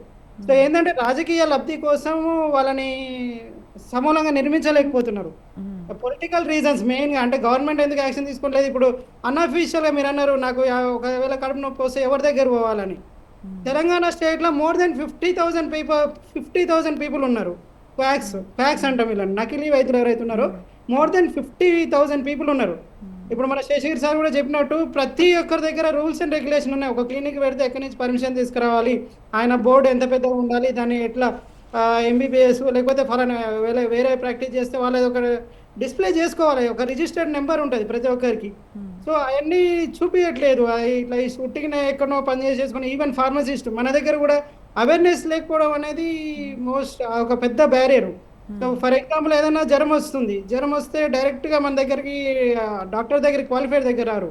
ఫస్ట్ వాళ్ళు సొంతంగా కిరాణా షాప్లైనా లేకపోతే ఫార్మసీ షాప్లైనా, తర్వాతకి ఆర్ఎంపీ దగ్గరికి, తర్వాతకి వచ్చేసరికి వస్తారు. సో ఏమవుతుంది, ఈ సీక్వెన్స్లో వచ్చేసరికి రోగం ముదిరిపోతుంది. ఇప్పుడు మనం కిడ్నీ ట్రాన్స్ప్లాంటేషన్ గురించి మాట్లాడుకుంటాం. కిడ్నీ ట్రాన్స్ప్లాంటేషన్ ఎందుకు ఎక్కువవుతుంది అంటే ఈ ఎన్ఎసైడ్స్, ఈ పెయిన్ కిల్లర్స్ ఏదైతే ఉంటాయో ఆ పెయిన్ కిల్లర్స్ను అధిక మోతాదులో వాడడం వల్ల, అంటే చాలా రీజన్స్ ఉంటాయి. అంటే క్రోనిక్గా హైపర్ టెన్షన్, డయాబెటీస్, ఇదేంటంటే వీటి వల్ల ఉంటుంది. రోగాల వల్ల కిడ్నీ ఫంక్షన్ ఫెయిల్ అవ్వడం ఉంటుంది. కానీ ఏంటంటే ఈ యొక్క ఆర్ఎంపీలు మీరు అన్నట్టు ఈ అంటే నకిలీ వైద్యులు వీళ్ళు ఈ స్టీరాయిడ్స్ లేకపోతే ఈ ఎనసైడ్స్ ఎక్కువ వేయడం వల్ల కిడ్నీలు ఫెయిల్ అయిపోయి వచ్చి వాళ్ళు ఎండ్ స్టేజ్ రీనల్ డిసీజ్లలో. అంటే విజయేందర్ గారు ఇప్పుడు ట్రాన్స్ప్లాంటేషన్కి చాలా మంది తొందరపడుతూ ఉన్నారు. అంటే ఇలాంటి అంటే ఇల్లీగల్ పనులన్నీ చేస్తూ ఉన్నారు కదా. అంటే ఇప్పుడు కొన్ని రోజుల వరకు కిడ్నీ అంటే కాపాడుకోవటానికి అంటే డయాలసిస్ ఆల్టర్నేటివ్ మెథడ్స్ ఏమీ లేవా అండి? ఎందుకు ఇంత తొందరపడుతున్నారు? అంటే ఇప్పుడు మనకి ప్రభుకుమార్ గారు చెప్పారు అంటే ప్రాపర్ వేలో వెళ్ళాలి, అంటే గవర్నమెంట్ ప్రాపర్ ఆర్గనైజ్తో వెళ్తోంది అంటే మనం ఇది తొందరగా అయ్యేది కాదు. ఓకే, అలాంటప్పుడు మీరు ఎందుకు అవేర్నెస్ అంటే క్రియేట్ చేయలేకపోతున్నారు? అంటే ఆల్టర్నేటివ్ మెథడ్స్ ఉంటాయి కదా, డయాలసిస్ లాంటివి, అలాంటివి ఏమైనా అంటే మీరు ప్రొవైడ్ చేస్తున్నారా? అలాంటివి అవేర్నెస్ చేస్తున్నారా? సో బేసికల్గా మెడిసిన్ అనేది ఎవల్యూషన్లో ఉంది. సో మనకి ఏం లేని ట్రీట్మెంట్ స్థాయి నుంచి డయాలసిస్ అవుతుంది. సో డయాలసిస్ అంటే అనేది కూడా ఎందుకు తొందరపడుతున్నారు పేషెంట్స్ కిడ్నీ ట్రాన్స్ప్లాంటేషన్ కోసం? అంటే వాళ్ళకి రోజు రోజు డయాలసిస్ చేయాలి. అయినా డయాలసిస్ మీద కూడా వాళ్ళకు ఏదైతే కిడ్నీ పారామీటర్స్ అంటే బాడీ ఫంక్షన్స్ ఏదైతే సరిగ్గా పనిచేయాలో అవి సరిగ్గా లేకపోవడం వల్ల కిడ్నీ ట్రాన్స్ప్లాంటేషన్ అనేది అవసరం అవుతుంది. సో ఎందుకు తొందరపడుతున్నారంటే ఈ యొక్క లైఫ్ని ఎట్లాగా బతికించుకోవాలి, మా ఫ్యామిలీ మెంబర్ని, లేకపోతే తను బతకాలన్న ఉద్దేశంతో. లేదండి, నేను అన్నది ఓకే, కిడ్నీ ట్రాన్స్ప్లాంటేషన్ మనం జీవధారలో సమ్ రిజిస్టర్ చేసుకోవాలి, మన టర్మ్ వచ్చినప్పుడు మనం ట్రాన్స్ప్లాంటేషన్ చేసుకోవాలి అన్న ప్రాసెస్ ఉండేటప్పుడు ఈలోపు పేషెంట్స్ని ఎలా మనం బ్రతికించుకోవాలి? అంటే ఆల్టర్నేటివ్ మెథడ్స్ వాళ్ళకి అవేర్నెస్ క్రియేట్ చేయలేకపోతున్నామా మనం? ఇది ఒక కాంప్లెక్స్ ఇష్యూ. అంటే సింపుల్గా మనము అవేర్నెస్ అని చెప్పలేము, డాక్టర్ ఈ మెడికల్ అడ్వాన్స్మెంట్ తోటి అని చెప్పలేము. ఇది ఒక కాంప్లెక్స్ ఇష్యూ. మనకు ట్రాన్స్ప్లాంటేషన్ కావాలంటే కూడా ఒక కమిటీ ఉంటుంది. సో అందులో లివర్కి అయితే లివర్ కమిటీ, సబ్ కమిటీస్ ఉంటాయి. అందులో కిడ్నీకి, కార్డియాకి, పల్మనాలజీకి అన్నిటికి కూడా సబ్ కమిటీస్ ఉంటాయి. సో డిసీజ్ అనేది చాలా ఫాస్ట్గా ప్రోగ్రెస్ అవుతుంది. పేషెంట్ని డయాలసిస్ మీద కూడా మనము సేవ్ చేయలేకపోతున్నాము. అది కూడా పనిచేస్తలేదంటే కిడ్నీ ట్రాన్స్ప్లాంటేషన్ అనేది జరగాలి. సో దానికోసము జరుగుతుంది. బేసికల్గా ప్రాణం కాపాడుకోవాలనే ఇష్యూ మీదనే తొందరపడుతుంటారు ఎవరైనా. ఈవెన్ ఏదైతే మెడికల్ మేనేజ్మెంట్ అంటే నెఫ్రాలజిస్ట్ కానివ్వండి, యూరాలజిస్ట్ కానివ్వండి, ఏదైతే ట్రీట్మెంట్లు పనిచేస్తలేదో అప్పుడు ట్రాన్స్ప్లాంటేషన్కి అనేది వెళ్ళడం జరుగుతుంది. ఈ అవేర్నెస్ లేకపోవడం కూడా ఒక ఉద్దేశం. అవేర్నెస్ లేకపోవడం కూడా ఒకటి. బేసికల్గా ఏంటంటే ఇక్కడ లిమిటెడ్ నెంబర్. మనకు కేవలం బ్లడ్ గ్రూపింగే కాదు, హెచ్ఎల్ఏ మ్యాచింగ్ చాలా చాలా మ్యాచింగ్స్ చేయాలన్నమాట. అన్ని మ్యాచ్ అయ్యి జరిగేటప్పటికి చాలా టైం అయిపోతుంది. మళ్ళీ గవర్నమెంట్ నుంచి పర్మిషన్స్ తీసుకోవాలి, చట్టబద్ధంగా వెళ్ళాలంటే చాలా టైం పడుతుంటుంది కూడా. ఒక కాంప్లెక్స్ ఇష్యూ. నాట్ ఏదో బ్లడ్ గ్రూప్ మ్యాచ్ అయిపోయింది ఇచ్చేద్దాము అన్నట్టు, లేదు ఒక యాంటీబయాటిక్ ఇట్లా కాదు కదా. సో బ్లడ్ ట్రాన్స్ఫ్యూషన్ కాదు. సో హెచ్ఎల్ఏ మ్యాచింగ్ చాలా ఈ లీగల్ ఇష్యూస్ ఉంటాయి. ఫ్యామిలీ మెంబర్స్ డబ్బులో ఇన్వాల్వ్ అయినా ఇందులో ఒక కమిటీ ఉంటుంది. ఇప్పుడు ఎథిక్స్ కమిటీ నుంచి ఉంటారు, సబ్ కమిటీ, స్టేట్కి ఒక కమిటీ ఉంటుంది. కిడ్నీకి, హార్ట్కి, లేకపోతే లివర్కి ఒక ప్రోటోకాల్స్ ఉంటాయి, ఒక కమిటీ ఉంటుంది. కాబట్టి లేట్ అయిపోతుంటుంది. సో దానికోసం వీళ్ళు ఈ అమాయకమైన ప్రజల్ని, పేద ప్రజల్ని మభ్యపెట్టి ఇంకా ఏం కాదు మీకు కొంత డబ్బు ఇస్తామని చెప్పేసి కూడా జరుగుతుంటుంది అన్నమాట. రైట్. ఒకసారి నర్సయ్య గౌడ్ గారి దగ్గర. నర్సయ్య గౌడ్ గారు నమస్తే అండి. నర్సయ్య గౌడ్ గారు. హలో నర్సయ్య గౌడ్ గారు. నర్సయ్య గౌడ్ గారు మీ ఆడియో మ్యూట్లో ఉన్నట్టుందండి. క్లియర్ అయింది, చెప్పండి. ఓకే, అయితే ఇప్పుడు చాలా టైం పడుతోంది అంటే మనం రిజిస్టర్ చేసుకున్న ట్రాన్స్ప్లాంటేషన్కి చాలా టైం పడుతోంది అంటున్నారు. మరి దీన్ని సింప్లిఫై చేసే మార్గాలు ఏమైనా ఉన్నాయండి? గవర్నమెంట్ దీన్ని త్వరితగతిన అంటే తొందరగానే డొనేషన్కి ఏర్పాట్లు చేసే ప్రయత్నాలు ఏమైనా చేస్తున్నారా? అంటే ఇలాంటి దందాలు, ఇలాంటి అక్రమ ఇల్లీగల్ పనులు అన్నీ అరికట్టడానికి ఏమైనా గవర్నమెంట్ త్వరితగతిన చర్యలు తీసుకునే అవకాశం కనిపిస్తోందా? అంటే ఇప్పుడు మనకి ప్రభుకుమార్ గారు చెప్పారు 400 మంది నకిలీ డాక్టర్లను ఏరేసి, అసలు నకిలీ డాక్టర్లు ఉండాల్సిన అవసరం ఎందుకు వస్తుంది, వాళ్ళు ఎందుకు ఉంటున్నారు అన్నది కూడా ఒక ప్రశ్న కదండి. ఇప్పుడు త్వరితగతిన ఈ ట్రాన్స్ప్లాంటేషన్ పోవాలంటే ఇది హ్యూమన్ ఆర్గాన్ కాబట్టి దీన్ని అంటే వేరే తయారు చేయలేము కాబట్టి అక్కడ తీసుకోవాల్సింది. బ్రెయిన్ డేటా లేకపోతే వాళ్ళ ఫ్యామిలీ మెంబర్స్ సంబంధించిందా, ఎట్లా వచ్చింది అనేది కాదు. అంటే అన్ని అంటే మనకి ఎంత రిక్వైర్మెంట్ ఉందో అన్ని దొరకట్లేదు. కాబట్టి జీవన ఏదైనా లైన్ ఉండవలసిన పరిస్థితి వచ్చింది. గవర్నమెంట్ ఆర్గాన్ ఉండాలి కదా, అవి లేవు. ఇక రెండు విషయం ఏంటంటే దీంట్లో ఈ వ్యవస్థ వెళ్ళిపోవడానికి కారణం ఏంటంటే ఈ రిమోట్ విలేజ్లలో ఈ అంటే ఇల్లీగల్ డాక్టర్స్ అంటే ఆర్ఎంపీ అని చెప్పుకొని, పిఎంపీ అని చెప్పుకొని ఒట్టిగా 1 సంవత్సరం 6 నెలలు ఏదో శిక్షణ తీసుకొని వచ్చిన వాళ్ళు ఉంటారు కదా, వాళ్ళ ద్వారానే వాళ్ళే కొరియర్స్, వాళ్ళే బ్రోకర్స్ గా తయారవుతున్నట్టుగా మనకు కనిపిస్తుంది. ఎందుకంటే రిమోట్ చూస్తారు ఆ డాక్టర్ తప్ప ఎంబీబీఎస్ లేకపోతే ఇంకే పెద్ద డాక్టర్ పోయి అక్కడ చిన్న విలేజ్లా గూడెంలా అక్కడ ఉండే అవకాశం లేదు. కాబట్టి ఇలా కూడా ఈ ట్రాన్స్ప్లాంటేషన్ ఇల్లీగల్ ట్రాన్స్ప్లాంటేషన్ వస్తున్నట్టుగా కనిపిస్తుంది. ఎవరు కూడా చెప్పరు. మీరు పోయి అడిగినట్టు ప్రభుత్వం పోయి ఏమైంది జరిగిందంటే ఇచ్చినవాడు చెప్పడు, తీసుకున్నవాడు చెప్పడు. ఏదో 1, 2 ఇట్లా దొరుకుతూ ఉంటాయి మనకు. అయితే మనం చేయండి, ఈ ప్రభుత్వ వ్యవస్థ ఏ చట్టమైనా కరెక్టే ఉంటుందండి. ఆ చట్టంలో ఇంకేదైనా కొత్తగా లూపోలు తీసుకొని వీళ్ళు చేయడం, ఇప్పుడు అప్లై చేసేటప్పుడు లేకపోతే ఇంప్లిమెంటేషన్లను కొద్దిగా వీళ్ళు వేరే రకంగా తీసుకోవడం వలన ఈ తప్పులు జరుగుతూ ఉన్నాయి. ఇప్పటిదాకా చెప్పినది కూడా అదే. ఎందుకు ఎండి సర్టిఫికెట్ రష్యా నుంచి ఉన్నదని చెప్పి, ఇవన్నీ ఒక సాధారణమైన వ్యక్తి పోయి ఈయనకు అసోసియేషన్ లో సభ్యత్వం ఉందా, ఈయన అసలు వీడికే రాదు కదా, ఆ మెడికల్ టర్మినాలజీ రాదు. మీరు ఎప్పుడన్నా ప్రిస్క్రిప్షన్ చూస్తే ఆ రైటింగ్ కూడా మనకు అర్థం కాదు, ఫార్మసిస్ట్ కి అర్థమవుతుంది అంటే మనకేం అర్థం కాదు. అలాంటి విషయాలలో ఈ సామాన్యమైన ప్రజలు తెలుసుకోలేక కొంతమంది మభ్య పెడితే లేదా కొంతమందిలకు ఆశపడి, నేను అనుకుంటా. రైట్, ఒకసారి నర్సయ్య గౌడ్ గారు ఆడియో డిస్టర్బెన్స్ వస్తుంది. ప్రభుకుమార్ గారు చెప్పండి. అంటే డోనర్స్ను ఎంకరేజ్ చేయాలంటే మనం ఎటువంటి కార్యక్రమాలు చేయాలండి? అంటే ఇప్పుడు ఇలాంటి ఇష్యూస్ రాకుండా మొదట్లోనే మనం తుంచివేయాలంటే డోనర్స్ను కూడా మనం ఎక్కువ ఎంకరేజ్ చేయాలి. గవర్నమెంట్ ఇలాంటి వాళ్ళకి ఏమైనా ప్రోత్సాహకాలు కానీ, లేకపోతే ఏవైనా అంటే ఉచిత బీమా కానీ, లేకపోతే రాయితీలు కానీ, పన్ను రాయితీ ఇలాంటివి ఏమైనా ఇచ్చి డోనర్స్ని ఎంకరేజ్ చేసే ప్రయత్నాలు చేస్తే ఇలాంటివి పునరావృతం కాకుండా ఉంటూ ఉంటాయి కదండి. ఇప్పుడు నేను ఇందాక చెప్పానమ్మా, this is a human body. ప్రతి ఒక్కళ్ళకి వాళ్ళ బాడీ అంటే ప్రేమ, ఇష్టం, సౌఖ్యం, మర్యాద, గౌరవం ఇవన్నీ ఉంటాయి. సో ఇదేంటంటే ప్రజల్లో ఎప్పుడైతే నాకు ఈ ప్రోగ్రామ్ చెయ్యాలి అనేది ఒక పరివర్తన, అది ఒక పరివర్తన రావాలి ప్రజల్లో, చైతన్యం రావాలి ప్రజల్లో. ఇది స్కీములతోటి స్కాములతోటి జరిగే పని కాదమ్మా. మనకి సామాజిక బాధ్యత ఉండాలంటారు. ప్రజలకి సామాజిక బాధ్యత ఉండాలి. దీనికి సంబంధించి ఇండియన్ మెడికల్ అసోసియేషన్ కూడా ఆవు గావు చెలో అనేటువంటి ప్రతిష్టాత్మక ప్రోగ్రామ్ చేస్తూ క్వాలిఫైడ్ డాక్టర్స్ ని విలేజ్ ని అడాప్ట్ చేసుకుని ఆ విలేజ్ లో వైద్యం చూసే విధంగా భారతదేశం మొత్తం ఈ ప్రోగ్రామ్ నడుస్తుంది. అంటే మనం చేసే ప్రోగ్రామ్ ఏదైతే ఉందో చైతన్యపరచడం, వైద్యం గురించి వాళ్ళకి తెలియజేయటం కానివ్వండి, లేదు ఈ జీవన్ధార లాంటి కార్యక్రమాలు ఏవైతే వీటి మీద ప్రభుత్వం కూడా వాళ్ళ బాధ్యతంగా అన్ని గవర్నమెంట్ హాస్పిటల్స్ లో బోర్డ్స్, బ్యానర్స్ అన్ని చేస్తూనే ఉంది. ఇది నేను ఇందాక నేను చెప్పేది అనేది ఒక బాడీ అనేది ఒక హోలీ టెంపుల్. ఈ హోలీ టెంపుల్ ఈ మన శరీరం ఒక వరం.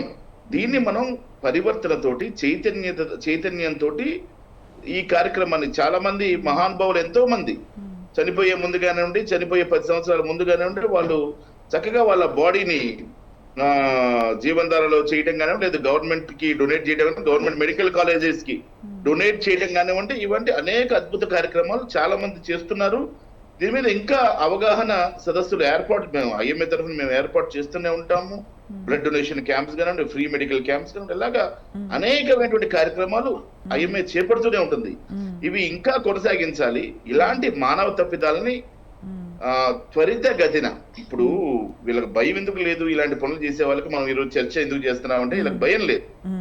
ఈ భయాన్ని త్వరితగతిన స్పెషల్ కోర్ట్స్ డ్రైవ్ చేసి ఇలాంటి అంశాలలో ఏదైతే హ్యూమన్ బాడీని దుర్వినియోగపరుస్తున్నటువంటి వ్యక్తులు ఉన్నారో, ఎవరికైతే పేద ప్రజలకి డబ్బులు ఆశ చూపి ఇప్పుడు మీకు ఈ ప్రత్యేకమైనటువంటి ఈ ఆర్గాన్ ట్రాన్స్ప్లాంటేషన్ మీద ఈ ఏదైతే మనం బాడీలోంచి ఒక ఆర్గాన్ తీసి వేరే వాళ్ళకి అమర్చాలనే అంశంలో కింది స్థాయి నుంచి, హాస్పిటల్ స్థాయి నుంచి, అడ్వకేట్స్ దగ్గర నుంచి పై స్థాయి వరకు మనకి పద్ధతిగా చట్ట ప్రకారంగా చాలా ఇంపార్టెంట్ గా అన్ని విషయాలు పొందుపరిచి ఫార్ములేషన్ చేసి ఉంచారు. అవి అప్లై కూడా చేస్తున్నారు. అయినప్పటికీ కూడా కొంతమంది స్వార్థపరులు లేదా కొంతమంది ఇలాంటి జుగుత్సాకరమైనటువంటి కార్యక్రమాలు చేపట్టే వాళ్ళు, వీళ్ళందరి వల్ల ఇలాంటి సమస్యలు వస్తున్నాయి. అయితే వీటన్నిటికీ మరి కఠినమైనటువంటి శిక్షల్ని ప్రభుత్వాలు త్వరితగతిన, అంటే స్పెషల్ కోర్ట్స్ డ్రైవ్ చేసి, ఇప్పుడు ఇలా దొరికిన వాళ్ళకి సంవత్సరాలు బెయిల్స్ ఇవన్నీ లేకుండా కొంచెం త్వరితగతిన గనక స్టెప్స్ తీసుకోగలిగితే, వాళ్ళకి శిక్ష పడేట్టు కనుక చేయగలిగితే, వాళ్ళు కొంచెం భయం గనక క్రియేట్ చేయగలిగితే వాళ్ళకి ఏంటి భయం లేదు, వ్యవస్థ మీద భయం లేదు, చట్టం మీద భయం లేదు, సభ్య సమాజం మీద గౌరవం అది లేదు. అంటే ప్రభు కుమార్ గారు మనకి ఏంటంటే ఇక్కడ ఇచ్చే డోనర్ హెల్త్ కండిషన్ కూడా మనం చూసుకోవాలి. ఇప్పుడు ఎవరైతే కిడ్నీ పేషెంట్స్ ఉంటారో మనం ఇందాక మాట్లాడుకున్నట్టు కొంచెం సామాజిక బాధ్యత కూడా ఉండాలి. ఎంతసేపు నా ఆరోగ్యం నేను చనిపోతాను అది ఒక్కటే చూసుకోకుండా అవతల వాళ్ళకి ఒక ఫ్యామిలీ ఉంటుంది, అవతల వాళ్ళ హెల్త్ కండిషన్ ఏంటి అది కూడా మినిమం సామాజిక బాధ్యత ఈవెన్ పేషెంట్స్కి కూడా ఉండట్లేదండి. ఎవరికి వాళ్ళకి కూడా బాధ్యతగా వ్యవహరిస్తే ఇంత ఘోరాలు ఇంత అన్యాయాలు జరగవని అభిప్రాయం అండి. చెప్పండి. అనేక సందర్భాల్లో బ్లడ్ కూడా చాలా అవసరం అమ్మా. అనేక సందర్భాల్లో బ్లడ్ కూడా చాలా, థెలసీమియా పేషెంట్స్ ఎస్పెషల్ గా బ్లడ్ కావాలి, వాళ్ళకి ఎవ్రీ 3 months కో 2 months కో బ్లడ్ ఎక్కిస్తుండాలి. ఇలాగా అనేక అంశాలు ఉన్నాయి. సామాజిక బాధ్యత ప్రతి ఒక్కరు తీసుకొని చేయాల్సిన అంశాలు చాలా ఉన్నాయి. కాకపోతే మనం సీరియస్ గా తీసుకోవాల్సిన అంశం ఏంటంటే దీనిపైన త్వరితగతిన చట్టంలో మార్పులు తీసుకొచ్చి వీళ్ళకి నాన్ బెయిలబుల్ చేసి వీళ్ళని బెయిల్స్ రాకుండా చూసి వీళ్ళకి స్ట్రింజెంట్ యాక్షన్ అక్కడ తీసుకోగలిగితే, వీళ్ళలో కొంచెం భయం క్రియేట్ చేయగలిగితే గనక అద్భుతాలు జరుగుతాయి. ఇలాగా చేయకపోతే ఏమవుతుందంటే భయం లేకుండా పోతుంది. మనకి చట్టాలు గట్టిగా ఉన్నాయి, దానికి సంబంధించిన ఇంప్లిమెంటేషన్ ప్రాపర్ గా ఉంది, అన్ని ఉన్నాయి. కాకపోతే ప్రజల్లో భయము లేదా ఇలాంటివి చేస్తే మంచిది కాదు అనేటువంటి భయాన్ని క్రియేట్ చేయాల్సిన అవసరం ఉంది. సో దానివైపు ప్రయాణం చేయాలి, దానివైపు మేమందరం కృషి చేస్తూ ఉంటాం. ఆ విధంగా ప్రభుత్వాలు కూడా ఆ చట్టపరమైన విషయాల్లో కొంచెం మోడిఫికేషన్స్, కొన్ని అమెండ్మెంట్స్ లాంటివి చేయడం మంచిది. తర్వాత ఇందాక వక్త మాట్లాడుతూ ఐఎంఏ వాళ్ళు బోర్డు డిస్ప్లే అనేది మేము ఎన్ఎంసి నేషనల్ మెడికల్ కమిషన్, అదే మెడికల్ కౌన్సిల్ ఆఫ్ ఇండియా ఉండేది నేషనల్ మెడికల్ కమిషన్ అయింది. ఆ నేషనల్ మెడికల్ కమిషన్ తరఫు నుంచి కూడా తర్వాత ఇండియన్ మెడికల్ అసోసియేషన్ నుంచి దాన్ని అడ్వకేట్ చేస్తున్నాం. ప్రతి ఒక్కళ్ళు ఇప్పుడు చాలా వరకు మోడర్న్ మెడిసిన్ ప్రాక్టీస్ చేసే ప్రతి హాస్పిటల్లో కూడా చాలా వరకు 99% చాలా వరకు అందరూ బోర్డ్స్ డిస్ప్లే చేసుకుంటూ పోతా ఉన్నారు. వాళ్ళ ఎడ్యుకేషన్ క్వాలిఫికేషన్, వాళ్ళ డిగ్రీ సర్టిఫికేట్లు, వాళ్ళ పీజీ సర్టిఫికేట్లు, ఇవన్నీ కూడా వాళ్ళ స్పెషలైజేషన్ సర్టిఫికేట్స్ కూడా డిస్ప్లే చేయడం జరుగుతూ ఉంది. దీన్ని గమనించాలి. ఈ విధమైన విషయాలంటే కూడా మేము కూడా స్ట్రింజెంట్ యాక్షన్స్, ఎవరైతే డాక్టర్ కనుక తప్పు చేస్తే మా దగ్గర ఎథిక్స్ కమిటీలు ఉన్నాయి, మెడికల్ కౌన్సిల్ ఎథిక్స్ కమిటీ ఉన్నాయి. ఎథిక్స్ కమిటీలో మేము చట్టపరమైనటువంటి చర్యలు తీసుకుంటాం. వారిపై లైసెన్స్ రద్దు చేయడం ఇలాంటివన్నీ కూడా మేము తప్పకుండా ఇలాంటి వాటి మీద చాలా స్ట్రింజెంట్ గా, ఎటువంటి దాన్ని ఏమంటారు స్వార్థపూరితమైన ఉద్దేశాలు లేకుండా, తప్పు జరిగితే తప్పుని ఎస్పెషల్ గా మా మెడికల్ కౌన్సిల్ కానివ్వండి, మాకున్నటువంటి వైద్య వ్యవస్థ కానివ్వండి, చాలా స్ట్రింజెంట్ యాక్షన్స్ తీసుకుంటాం. రైట్. ఒకసారి శేషగిరి గారు. ఇంతకు ముందు కూడా ఐ డొనేషన్ అనేది ఒక 25 years బ్యాక్ అంత ఇది లేదండి, అవేర్నెస్ లేదు. లయన్స్ క్లబ్ ఇలాంటి ఆర్గనైజేషన్స్ ఏవైతే ఉన్నాయో అవి విపరీతంగా అవేర్నెస్ క్రియేట్ చేసి ఈ రోజు ఐ డొనేషన్ అనేది ఒక కామన్ ఫీచర్ అండి. ఎవరైనా చనిపోయినా కూడా మన కళ్ళు అనేవి యూస్ఫుల్ ఉంటాయి, కార్నియా కానీ వేరే పార్ట్స్ ఆఫ్ ది ఐ పనికొస్తుందని చెప్పి సో డొనేషన్ అనేది చాలా వాలంటీర్ గా అయిపోయింది. అలానే ఈ ఆర్గన్ డొనేషన్ ఏదైతే ఉందో, ఎస్పెషల్లీ క్యాడవరిక్ ట్రాన్స్ప్లాంట్స్ అంటారు, ఎవరైతే బ్రెయిన్ డెడ్ ఉంటారో, దీని గురించి కూడా ఆర్గనైజేషన్స్ లైక్ లయన్స్ క్లబ్ కానివ్వండి, రోటరీ కానివ్వండి, ఐఎంఏ వాళ్ళు ఒక క్యాంపెయిన్ చేయాలండి. సో దాట్ ఏవైతే ఆర్గన్ హార్వెస్ట్ చేయగలుగుతాం, ఆ ఆర్గన్ హార్వెస్ట్ చేస్తే ఎస్పెషల్లీ ఫర్ ది నీడీ చాలా పనిచేస్తుంది. మనం చూస్తూనే ఉన్నాం ఈ మధ్యలో గ్రీన్ ఛానల్ అని చెప్పి హార్ట్ కానివ్వండి లేకపోతే వేరే వైటల్ ఆర్గన్స్ ట్రాన్స్పోర్ట్ చేస్తుంది పోలీస్ కానివ్వండి, వేరే డిపార్ట్మెంట్స్ కూడా. దీనికి అవేర్నెస్ ఉంటే అంటే లాట్ ఆఫ్ క్యాడవరిక్ ట్రాన్స్ప్లాంట్స్ అనేవి దొరుకుతుందండి. లాట్ ఆఫ్ ఆర్గన్స్ అనేవి, అంటే most of the organs they are going waste also sometimes. కాబట్టి అవేర్నెస్ ఇస్ ది కీ అండి. మనము ఎలానో హ్యూమన్ ఆర్గన్స్ అనేవి మ్యానుఫ్యాక్చర్ చేయలేము, కానీ ఏవైతే బ్రెయిన్ డెడ్ పర్సన్స్ ఉంటారో ఇలాంటి అవేర్నెస్ క్రియేట్ చేశారంటే వాళ్ళ డొనేట్ చేస్తే there will be more number of organs అనేవి అవైలబిలిటీ ఉంటుంది. ఇది ఒక అపీల్ అండి అందరూ. అయితే శేషగిరి గారు, ఇప్పుడు ఇలాంటి ఇల్లీగల్ ట్రాన్స్ప్లాంటేషన్ మూలంగా చనిపోవటమే కాకుండా బేసికల్లీ కూడా ఇప్పుడు హాస్పిటల్ వైఫల్యం మూలంగా, డాక్టర్ వైఫల్యం మూలంగా ఎవరైనా పేషెంట్స్ చనిపోతే అంటే ఎటువంటి చట్టపరమైన చర్యలు తీసుకోవచ్చండి? దీనికి ఏమైనా లీగల్ యాక్షన్స్ తీసుకునే అవకాశం ఉందా? అది మెడికల్ నెగ్లిజెన్స్ అనేది ఒక డిఫరెంట్ సబ్జెక్ట్ అండి ఆల్ టుగెదర్. ఒక మెడికల్ ప్రాక్టీషనర్ ఎవరైనా సర్జరీ చేయడం కానివ్వండి, లేకపోతే రాంగ్ డయాగ్నోసిస్ కానివ్వండి, లేకపోతే అడ్మినిస్ట్రేషన్ ఆఫ్ మెడిసిన్ కానివ్వండి, వాళ్ళ నెగ్లిజెన్స్ తో చనిపోతే వాళ్ళకి మెడికల్ నెగ్లిజెన్స్ కింద వాళ్ళకి కేసెస్ బుక్ అయ్యి అది కూడా అవుతుంది. It is okay. సపరేట్ అంటే ఇప్పుడు కిడ్నీ ట్రాన్స్ప్లాంటేషన్ కూడా అంటే విదేశీయులకి వేరే చట్టం ఏమైనా అప్లై అవుతుందా అండి, లేకపోతే మనకి మళ్ళీనే అంటే ఇప్పుడు విదేశీయులు వచ్చి ఇక్కడ ట్రాన్స్ప్లాంటేషన్ చేసుకొని వెళ్తూ ఉన్నారు వాళ్ళకి? అవునండి, ఇది human organ transplantation act 1994 subsequent amendment ఏదైతే 2011 ఉందో, ఇవి చాలా స్ట్రింజెంట్ రూల్స్ ఉన్నాయండి. రూల్స్ అండ్ రెగ్యులేషన్స్ ఉన్నాయి ఫర్ ట్రాన్స్ప్లాంట్, ఇంతకు ముందు చెప్పినట్టు. కానీ మనం చూస్తుంటాం, ఎందుకంటే Hyderabad has become a medical hub today. మీరు పేషెంట్స్ చూస్తే మీకు గల్ఫ్ నుంచి వేరే కంట్రీస్ నుంచి కూడా చాలా మంది వస్తుంటారు ఇక్కడ. రైట్. దీంట్లో ఏమైతుందంటే ఈ ట్రాన్స్ప్లాంట్ గురించి వెళ్ళినప్పుడు ఏమైతుంది, ఇవి రెడీలీ అవైలబుల్ ఉండవు. ఎస్పెషల్లీ ఫారినర్స్ కి అయితే ఈ స్కీమ్ ఆఫ్ థింగ్స్ ఎలా ఉందో జీవన్ ద్వారా అప్లై కాదనుకుంటా వాళ్ళు. కాబట్టి ఇలాంటి కేసెస్ లో కూడా వి హావ్ సీన్ అన్నట్టు, ఇంతకుముందు ఇరానియన్ పేషెంట్స్ కి వాళ్ళకి కూడా ఈ పూర్ పీపుల్ కి ఎక్స్ప్లాయిట్ చేసి ట్రాన్స్ప్లాంట్స్ అనేవి అయ్యాయి, కిడ్నీ ట్రాన్స్ప్లాంట్. రైట్ రైట్ అండి. ఒకసారి నర్సయ్య గౌడ్ గారు, ప్రభుత్వం అన్ని రంగాల్లో సమన్వయం చేసి అంటే కిడ్నీ అక్రమ మార్పిడిని అరికట్టాల్సిన దానికి మీరు ఎటువంటి చర్యలు తీసుకుంటున్నారు? ఫైనల్గా 1 minute చెప్పి కంక్లూడ్ చేయరా?